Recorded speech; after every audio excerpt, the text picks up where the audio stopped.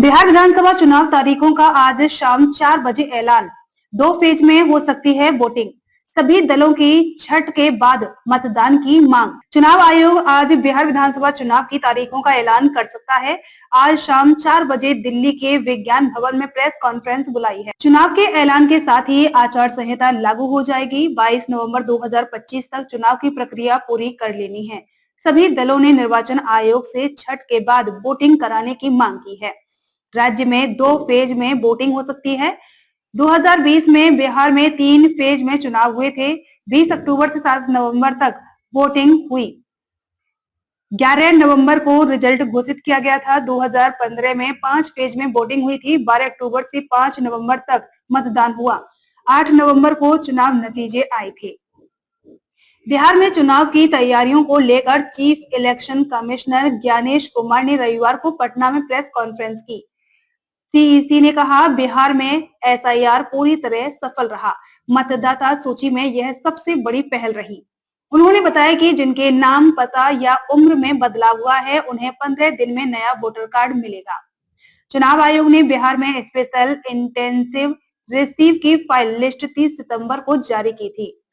बिहार में वोटर्स की संख्या 6% घटकर 7.41 करोड़ हो गई है। फाइनल लिस्ट से 69.29 लाख नाम कटे हैं। 21.53 लाख नए नामों को जोड़ा गया है।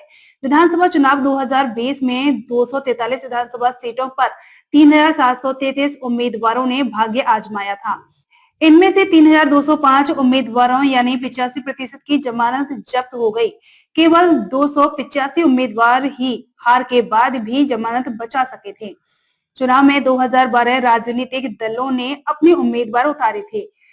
इसमें 6 राष्ट्रीय और 4 क्षेत्रीय पार्टियां थी। इनके अलावा 1299 निर्दलीय प्रत्याशी चुनाव लड़े थे।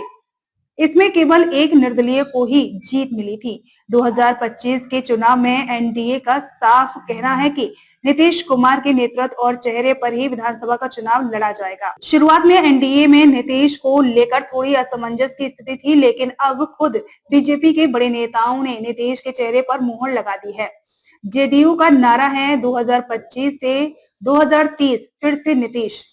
इसके अलावा चिराग पासवान की पार्टी एलजेपी आर और एचएएम पार्टी के सुप्रीमो जीतन राम मांझी ने भी नीतीश के चेहरे पर चुनाव लड़ने की सहमति जताई है।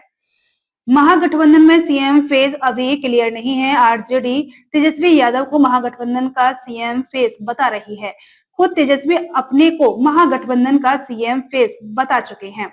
वीआईपी और माले ने इसका समर्थन भी किया है, लेकिन कांग्रेस ने कभी भी खुलकर इस पर हामी नहीं भरी है।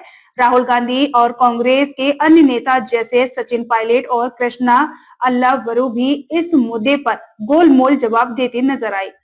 इन नेताओं का कहना है कि मुख्यमंत्री का चेहरा चुनाव जीतने के बाद गठबंधन द्वारा सामूहिक रूप से तय किया जाएगा।